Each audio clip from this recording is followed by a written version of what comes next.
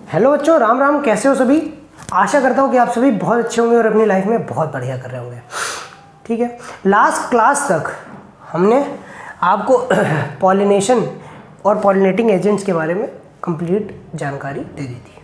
ठीक, आज की क्लास में हम लोग डिस्कस करने के वाले थे पॉलिन पिस्टिल इंटरेक्शन।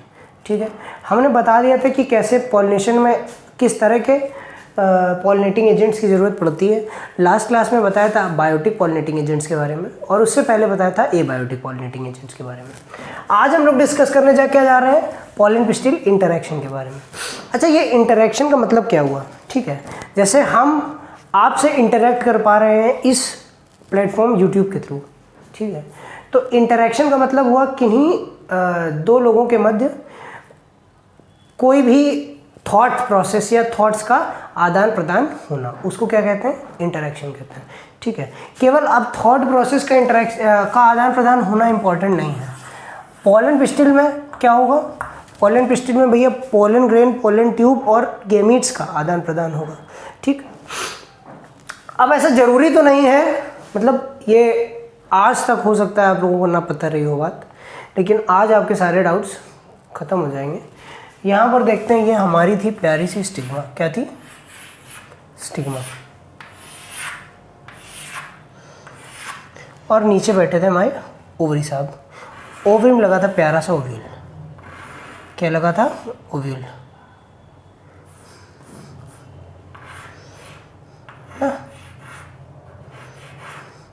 ये प्यारा सा ओव्यूल लगा था। अब ये मान लो कि पौधा था हिबिस्कस का। किसका था?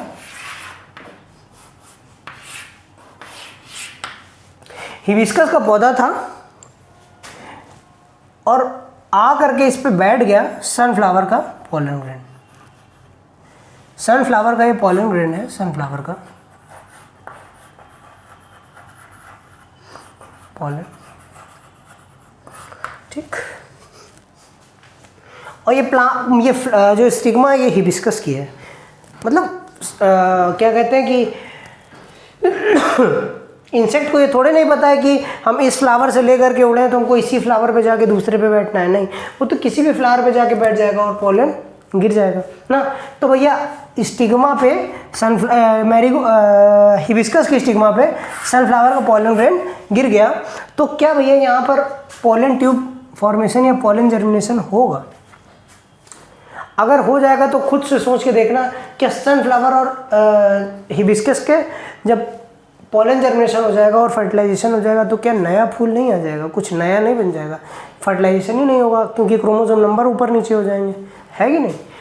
तो भैया यहीं पर इसको रोक दिया जाता है कि तुम हमारे टाइप के नहीं हो। बोलते हैं ना, you are not of my type. तो वही भैया ये स्टिग्मा बोलती है। क्या बोलती है? You are not of my type. क्या? You are not of my type. ठीक, अच्छा, खाली ऐसा जरूरी नहीं कि जो डिफरेंट स्पीसीज के पोलन ग्रेन है उनके साथ ही ये सलूक किया जाए। अभी लास्ट क्लास में आपको बताया सेल्फ इनकम्पैटिबिलिटी के बारे में। किसके बारे में? सेल्फ इनकम्पैटिबिलिटी के बारे में। अगर इसी फ्लावर के पोलन, इसी फ्लावर के एंथर से पोलन ग्रेन इसी स्टिग्मा पे गिर जाए और ये सेल्फ इनकम्पैटिबल है, तो इसको भी मना कर देंगे और कह देगा you are not of my type. ठीक है, तो you are not of my type, दूर भाग जाओ मेरे आसपास से, मैं तुमको पोलन जर्मिनेशन करने नहीं दूंगा। मैं किसी और के इंतजार में बैठी हूँ, जो जब वही आएगा तभी मैं जाऊंगी। मतलब मेरा जब राजकुमार आएगा मुझे ले जाएगा तभी मैं जाऊंगी, तुम लोग मेरी तरह के नहीं हो। ठीक, ये प्रणा निवेदन करने आए थे कौन? सनफ्लावर के पोलन ग्रेन, और खुद ही इसी प्लांट के पोलन ग्रेन। तो ये तो चूंकि सेल्फ इनकम्पैटिबल था तो भी भैया इसने मना कर दिया, और तुम सनफ्लावर का पोलन ग्रेन दूसरी स्पीसीज का था तो इसने मना कर दिया। ठीक, अब होगा क्या कि एक दूसरी किसी प्लांट का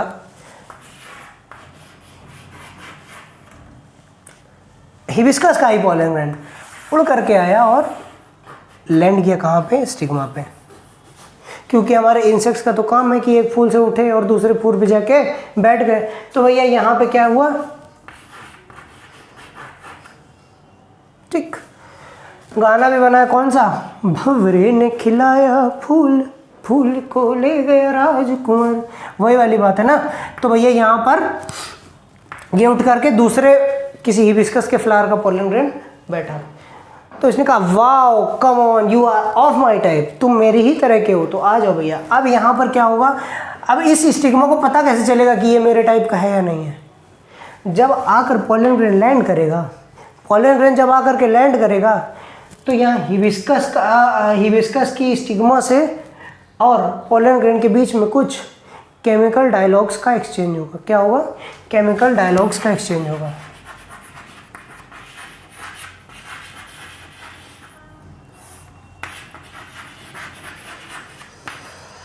कैसे समझेंगे इसको? समझाने का तरीका बताते हैं। देखिए एक पंडित जी थे, इनके पास कई सारी लड़कियों की तस्वीर थी, ठीक, और कई सारे लड़कों की तस्वीर थी। तो इन्होंने क्या किया कि एक घर में लड़की घर में जाके एक लड़के की तस्वीर दिखाई, बोला इससे शादी कर लो, बहुत बेहतरीन लड़का है और ऐसा ऐसा है, ऐसा ऐसा नहीं है, ठीक है। तो ये पंडित जी कौन हो गए? तुम्हारे पॉलिनेटर। कौन हो गए? पॉलिनेटर। इन्होंने ला के क्या दे दिया? पोलन ग्रेन ला के दे दिया। क्या ला के दे दिया? पोलन ग्रेन ला के दे दिया। अब पोलन ग्रेन जब ला करके दे दिया तो पोलन ग्रेन की फैमिली, यानी कि अब लड़के वाले लड़की वाले के पास पहुंचे, लड़की वालों के पास कौन पहुंचे? लड़के वाले। अब लड़की वाले चाय वाय तो ऑफर करेंगे ना, है कि ऐसे खाली मुंह हटा देंगे कि नहीं जाओ तुम, ऐसा कुछ नहीं ना। फेमिनिज्म आगे ना आ जाए, यहाँ पे थोड़ा ध्यान रखना है। तो पोलन ग्रेन जैसे ही जाकर के स्टिग्मा पे लैंड किया तो वैसे ही क्या हुआ कि यहाँ से कुछ केमिकल्स रिलीज हुए स्टिग्मा से, और जैसे ही अब ये जो उसके टाइप के नहीं थे उनको हटा देते हैं यहाँ से। समझ गए ना कौन कौन से उसके टाइप के नहीं थे? जो उसी प्लांट के थे, सेल्फ इनकम्पैटिबल था क्योंकि मेरा प्लांट, तो जो उसी प्लांट के थे या दूसरी स्पीसीज के थे वो उसके टाइप के नहीं थे। अब जब भैया ये लैंड हुआ पोलन ग्रेन तो यहाँ से कुछ केमिकल्स रिलीज हुए, जिसको जो कि बोरिक एसिड वगैरह ऐसा कुछ केमिकल्स रिलीज हुए, जिससे कि पोलन जर्मिनेशन शुरू हो गया। अब पोलन जर्मिनेशन में क्या होता है? पोलन ग्रेन का जब स्ट्रक्चर बनाया था तब समझाया था कि बाहर जो एग्जाइन होती है वो बीच बीच में डिसकॉन्टिन्यूअस होती है ना, यहीं से पोलन ट्यूब निकलती है, इसी को पोलन जर्मिनेशन कहते हैं, ठीक। तो वहाँ से पोलन ट्यूब निकली। अब उसके बाद एक और बात बताई थी, जब यहाँ पे रिकॉल करने की कोशिश करना, जब हमने पोलन ग्रेन का स्ट्रक्चर बताया था तो बताया था कि 60% पोलन ग्रेन जो है, मोर देन 60% पोलन ग्रेन ऐसे होते हैं जिनमें pollen grain shed at 2 celled stage. एक भैया वेजिटेटिव सेल जो लार्ज होती है और दूसरी जेनरेटिव सेल जो स्पिंडल शेप की छोटी सी होती है जिसका न्यूक्लियस, ठीक है। और ये जनरेटिव सेल बाद में 2 मेल गेमेट्स बना देती है और इसके बाद इसी पोलन ट्यूब से नीचे निकल जाती है, ठीक। ये बात यहाँ तक समझ में आई? तो जब 2 सेल्ड स्टेज में सेट हुए ना पोलन ग्रेन, और वो आकर के 2 सेल्ड स्टेज वाला पोलन ग्रेन आकर के स्टिग्मा पे लैंड किया, तो जब पोलन जर्मिनेशन हो रहा होगा ना, इसी बीच में यहाँ पर गैमीट्स भी 2 बन जाएंगे, 1 से 2 गैमीट्स बन जाएंगे, ठीक। अब ये जो 2 गैमीट्स हैं यही आगे कैरी करेंगे। अच्छा, पोलन पिस्टिल इंटरेक्शन हम किसको कहते हैं, ये भी एनसीईआरटी लिखती है। तो भैया पोलन पिस्टिल इंटरेक्शन पोलन के लैंड होने के बाद, पोलन ग्रेन के लैंड होने के बाद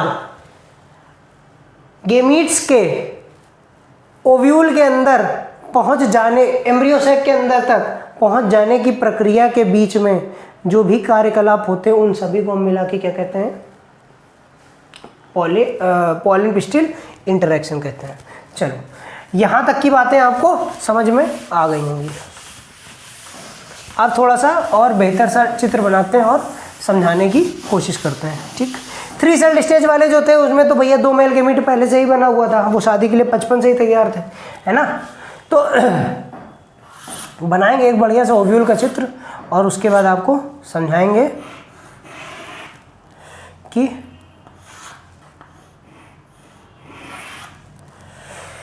किस तरह से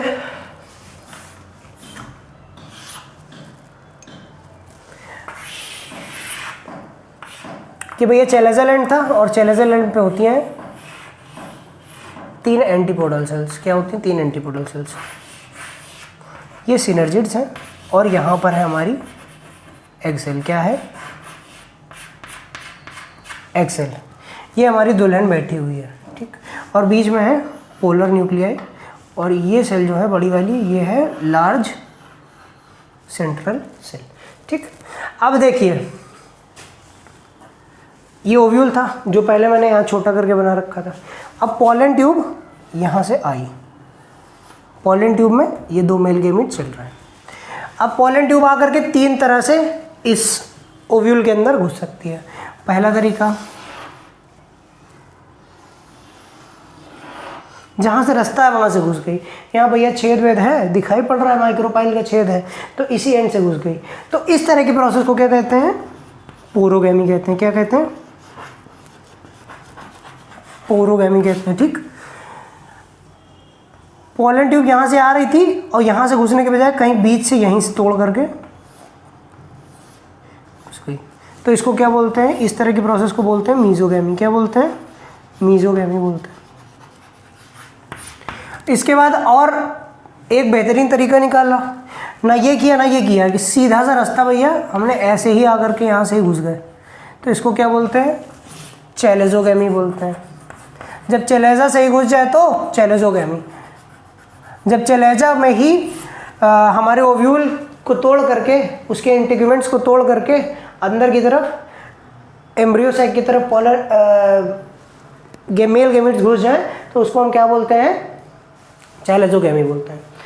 अब ये भी कहा जाता है कि यहाँ पर भैया जो ये सिनर्जिड्स हैं, ये सिनर्जिड्स बनाती हैं क्या? फिलिफॉर्म। यहाँ पर होता है फिलिफॉर्म अपरेटस। अब ये फिलिफॉर्म अपरेटस क्या काम करता है? एनसीईआरटी केवल पोरोगैमी के बारे में बताती है, तो ज़्यादा इनको और इनको पढ़ने की ज़रूरत नहीं है, बता दिया, बस जानकारी होनी चाहिए। कोई पूछ ले तो यहाँ पे मेल गैमेट्स 2 आए, ठीक, एक ये एक ये, ठीक। अब फिलिफॉर्म अपरेटस का क्या काम है वो देखा है। फिलिफॉर्म अपरेटस ये सहचर कोशिकाओं का ही पार्ट है। सहचर कोशिकाएं वो 2 सहेलियां हैं जो जयमाल साथ में लेकर के चलती हैं जब जयमाल होने वाला होता है ना, तो ये वही वाली सहेलियां हैं। तो अब ये फिलिफॉर्म अपरेटस क्या करता है? फिलिफॉर्म अपरेटस क्या करता है? बहुत बार क्वेश्चन पूछा गया है नीट में, ठीक। Guides the entry of pollen, guides the entry of male gametes to the egg cell, ठीक, याद रखना, ठीक। तो इनमें से एक जा करके तो इससे फर्टिलाइज कर जाएगा एक सेल से, और दूसरा जो मेल गैमेट है वो पोलर न्यूक्लियस फर्टिलाइज कर जाएगा। और आपको इसका काम भी पता चल गया, किसका? फिलिफॉर्म अपरेटस का। ये फिलिफॉर्म अपरेटस है।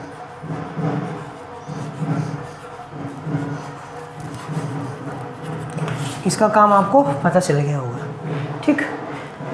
तो ये कहानी थी पोलन पिस्टिल इंटरेक्शन की। इसके बाद थोड़ा हाइब्रिडाइजेशन के बारे में बताएंगे आपको। तो उसमें 3 टर्म्स हैं, क्या? इमैस्कुलेशन,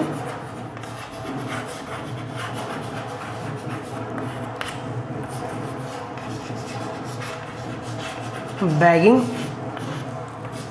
डस्टिंग और रीबैगिंग। ये 4 टर्म्स में आपकी हाइब्रिडाइजेशन की प्रोसेस जो है उसको, उसके 4 मतलब तरीके बताएं। जब हमको अपने मनचाहे वर से शादी करानी होती है लड़की की तो हम क्या करते हैं, बस, और कुछ नहीं है। तो इसको भी एनसीईआरटी से एक बार फिर से आपको पढ़वा देंगे, जिससे कि आपको कोई गिला शिकवा ना रह जाए, ठीक। समझा हमने दिया है आपको, एक बार एनसीईआरटी से रीड आउट करा देंगे और समझ में आ जाएगा। चलिए देखते हैं, पहले बात करते हैं किसकी? इमैस्कुलेशन की। तो देखिए जैसे ये हमारा फ्लावर था,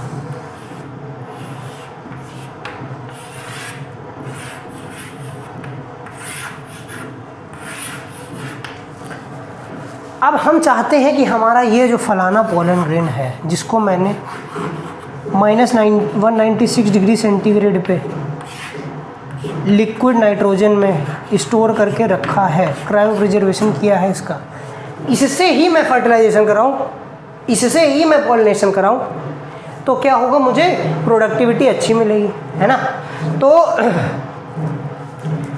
जब आप चाहते हो कि मैं इस लड़के से शादी करूं, तो पहले आस पड़ोस के जो लड़के आपकी बिटिया के आस पास भटक रहे हैं उनको हटाना पड़ेगा रास्ते से। तो भैया ये देखिए, कैंची उठाए और आसपास के जो लड़के थे उनको काट दिया, ये और ये ख़त्म। अब सेल्फ पॉलिनेशन आकर के सेल्फ उसी प्लांट का, इसी फ्लावर का पॉलन ग्रेन आकर के हमारी बिटिया को छेड़छाड़ नहीं कर सकता, ठीक। लेकिन अभी भी भाई जी खतरा तो था। तो इमैस्कुलेशन क्या हो गया? Removal of anther, removal of anther नहीं, रिमूवल ऑफ स्टेमन कर लो, ये removal of anther to ensure cross pollination, ठीक है। तो इसको बोलते हैं क्या? इमैस्कुलेशन। रिमूवल ऑफ एंथर को इमैस्कुलेशन बोलते हैं। अब भैया घर के लोगों से तो बचा लिया बिटिया को, लेकिन अभी बाहर के मोहल्ले वाले अभी भी विशेष हैं। तो क्या करो, बिटिया को ढक दो। क्या किया? बटर पेपर से कवर करके बांध दिया, ठीक है। बटर पेपर से कवर किया और बांध दिया, तो क्या बन गया? एक बैग बनाया और वो स्टिग्मा पे कवर कर दिया। अब कोई पॉलन ग्रेन इस पे नहीं आ सकता, ठीक। अभी बिटिया थोड़ी सी कम उम्र की है, धीरे धीरे मतलब आ रही है अपनी उम्र में, जबकि वो पॉलिनेशन को अचीव कर पाए। तो लेकिन उसको पहले से ही हमने बैगिंग करके बांध दिया, तो क्या होगा कि कोई पॉलन बाहर से आकर के परेशान नहीं कर पाएगा, कोई भी पॉलन ग्रेन बाहर से इन्फेक्शन नहीं कर पाएगा इस प्लांट को। हम जिस पॉलन ग्रेन को चाहते हैं उसी पॉलन ग्रेन से ही इससे पॉलिनेशन कराएंगे, ठीक। अगला स्टेप क्या था? डस्टिंग। डस्टिंग, तो ये जो पॉलन ग्रेन हमारे पास था, इस पॉलन ग्रेन को ब्रश में उठाया, ये बैग खोला धीरे से गांठ, और यहाँ पर डस्टिंग कर दी। अब पॉलन ग्रेन यहाँ तक पहुँच गया, तो पक्की सी बात है कि अब पॉलिनेशन हो जाएगा, पॉलन पिस्टिल इंटरेक्शन शुरू हो जाएगा। तो हमारी डस्टिंग भी हो गई। और भैया अब इसके बाद कहीं ऐसा ना हो कि टाइम लैप्स जो बचा है कि 10-15 मिनट में ये पॉलन ट्यूब जर्मिनेशन हो, उससे पहले कोई आकर के इसको कंटामिनेट कर दे, तो क्या करेंगे? रीबैग कर देंगे। इसी तरह से पहले बैग हटाया था और पॉलन ग्रेन डाला था, फिर से रीबैगिंग कर दी। तो ये 4 स्टेप थे: इमैस्कुलेशन, बैगिंग, डस्टिंग एंड रीबैगिंग। अब इसके बाद एनसीईआरटी से पढ़ा देते हैं और पूरी बात समझ में आ जाएगी। चलिए देखते हैं पहले पॉलन पिस्टिल इंटरेक्शन, ठीक है। Pollination does not guarantee the transfer of right type of pollen, compatible pollen of the same species as stigma. Often pollen often का मतलब ज़्यादातर, सामान्यतः क्या होता है मतलब अक्सर क्या होता है, pollen of the wrong type either from other species और फ्रॉम द सेम प्लांट। अगर सेल्फ इनकम्पैटिबल है तो सेम प्लांट का पॉलन भी तो रॉन्ग टाइप का होगा, भाई मैंने बताई थी बात। Also land on the stigma, the pistil has ability to recognise the pollen, recognise कर लेगी, ठीक है, whether it is of right type और रॉन्ग टाइप, क्या वो कंपैटिबल है या नहीं है, ठीक है। If it is of right type the pistil accepts the pollen and promotes post pollination events. अगर राइट टाइप का है तो भैया पॉलन ग्रेन को एक्सेप्ट कर लेगी और पोस्ट पॉलिनेशन इवेंट्स आगे होंगे जो कि फर्टिलाइजेशन को लीड करेंगे, leads to the fertilisation. If the pollen is of wrong type, pistil rejects the pollen by preventing pollen germination on the stigma और pollen tube growth in style. मतलब वही जो पॉलन ट्यूब फॉर्मेशन बताया था, pollen tube बनते आया है, उसी को क्या बोलते हैं? पॉलन जर्मिनेशन बोलते हैं। वो स्टिग्मा पे होगा ही नहीं और पॉलन ट्यूब का भी ग्रोथ नहीं होगा कहाँ? स्टाइल में, ठीक। The ability of pistil to recognize the pollen followed by its acceptance or rejection is the result of continuous dialogues between pollen grain and the pistil. Pistil और pollen grain के बीच में continuous dialogues हुए, उसी के कारण ये पता चला कि पिस्टिल रिकॉग्नाइज कर पाई कि ये हमारे टाइप का पॉलन ग्रेन नहीं है। जब बातचीत होती है तभी तो पता चलता है कि लड़का नशेड़ी है, नहीं तो कैसे पता चलता है ना। The dialogue is mediated by chemicals, ठीक है, of pollen grain, pollen interacting with those with pistil. जो पिस्टिल के केमिकल से पॉलन ग्रेन के केमिकल्स आकर के इंटरेक्ट किए, उन्हीं से पता चल जाता है कि हाँ भैया ये मेरे टाइप का है या नहीं है, ठीक। अब जो शराबी होगा 3-4 दिन रोक लो तो भैया मांगेगा ही, तो वैसे ही पता चल गया, ठीक है। It is the only in recent year botanist have been able to identify some of the pollen and pistil components and the interaction leading to the recognition followed by acceptance और रिजेक्शन। मतलब ये आजकल के recent years में ही पता चला है ये बात, ठीक है। फिर pollen tube through the germ pore, one of the germ pore, किसी एक जर्मपोर से, जैसे मैंने बना के दिखाया था लास्ट स्लाइड में, देखना, जर्मपोर से निकल करके पॉलन ट्यूब का फॉर्मेशन होगा, ठीक है, और वो मूव करेगी through the tissue of stigma and reach the style and then ovary, ठीक है। You would recall that some plants pollen grain are shed at 2 stage, a vegetative cell and a generative cell, ठीक है। उन plants में क्या होगा कि जो जनरेटिव सेल है वो 2 गैमीट कहाँ पर बनाएगी, पोलन जर्मिनेशन के टाइम पे। In such plant the generative cell divides and forms the 2 male gametes during the growth of pollen tube in the stigma. ठीक है, आगे बढ़े। Pollen tube carry 2 male gametes from the beginning. Pollen tube after reaching the ovary enters the ovule through the micropyle and then enters one of synergid through filiform apparatus. 2 synergids में से एक synergids पे पहुंच जाती है filiform apparatus के through, और भैया जो माइक्रोपाइल से एंटर की इसको क्या बोला था, पोरोगैमी। ठीक, many recent studies have shown that filiform apparatus present at the micropylar part of the synergid guides the entry of pollen tube। ठीक, समझ गए, क्या करता है, pollen grain की एंट्री को किसमें, एम्ब्रियो सैक में गाइड करता है, कौन, फिलीफॉर्म apparatus। बात समझ में आ गई। बस all these events from pollen deposition on the stigma, stigma पे पोलन का गिरना से लेकर के ओव्यूल तक पहुंच जाने से पहले की सारी प्रक्रिया पोलन पिस्टिल इंटरेक्शन कहलाती हैं। ठीक है, अब ये बात समझ में आ गई। अब आर्टिफिशियल हाइब्रिडाइजेशन की बात करेंगे। तो it is artificial hybridisation is one of the major approaches of crop improvement program. In such crossing experiments it is important to make sure that only desired pollen are used for pollination। ठीक है, desired pollen ही पहुँचे। ठीक है, इसके लिए हम क्या करते हैं, इमैस्कुलेशन और बैगिंग टेक्निक्स करते हैं। सबसे पहले क्या करते हैं, if the female parent bears bisexual flower, अगर बाइसेक्सुअल फ्लावर है तभी तो इमैस्कुलेशन करोगे। अगर यूनिसेक्सुअल केवल फीमेल ही है तो उसमें क्यों, जब मेल है ही नहीं तो काटोगे कहाँ से। ठीक है, bisexual flower, if the female plant bears bisexual flower, removal of anther from the flower bud and before the anther dehisces using a pair of forceps। मतलब चिमटी की मदद से हम एंथर को फ्लोरल बड पे ही रिमूव कर देते हैं। इस स्टेप को क्या कहते हैं, इमैस्कुलेशन कहते हैं। Emasculated flowers have to be covered with a bag of suitable size generally made up of butter paper. Butter paper का बैग बना करके स्टिग्मा को कवर कर देते हैं to prevent contamination of its stigma with unwanted pollen. Unwanted pollen से बचाने के लिए हम क्या करते हैं, उसको बैगिंग कर देते हैं। This process is called bagging. इस प्रोसेस को क्या कहते हैं, बैगिंग कहते हैं। When stigma is bagged flower attains receptivity, mature हो जाता है, और फिर पॉलन जो है वो हमारा जो मैच्योर पॉलन ग्रेन भी मैच्योर हो गया। तो भैया मैच्योर नहीं हो गया, मतलब पॉलन ग्रेन भी रिलीज हो गए। तो अब जो पॉलन ग्रेन हमारा, जिसको हम चाहते थे इंटरेस्टेड पॉलन ग्रेन जो था, उसको ला करके हम डस्ट कर देंगे। क्या करेंगे, receptive mature pollen grain collected from the anther of male parent and dusted on the stigma. Stigma पे हम डस्ट कर देते हैं एंड फ्लावर्स आर रिवैक्ड, दोबारा से रिवैक्ट कर देते हैं। ये हो गई बाइसेक्सुअल फ्लावर की बात। अब बात करेंगे if the female parent produces unisexual flower. अगर यूनिसेक्सुअल फ्लावर है तो केवल बैगिंग करो, डस्टिंग करो और रीबैगिंग करो, इमैस्कुलेशन वाला स्टेप हटा दो। बस यही सी बात है। इसके बाद आज की क्लास में इतना ही। अगली क्लास में आपको पोस्ट फर्टिलाइजेशन इवेंट्स के बारे में, मतलब फर्टिलाइजेशन के बारे में बताएंगे। तब तक के लिए जय श्री राम, राधे राधे।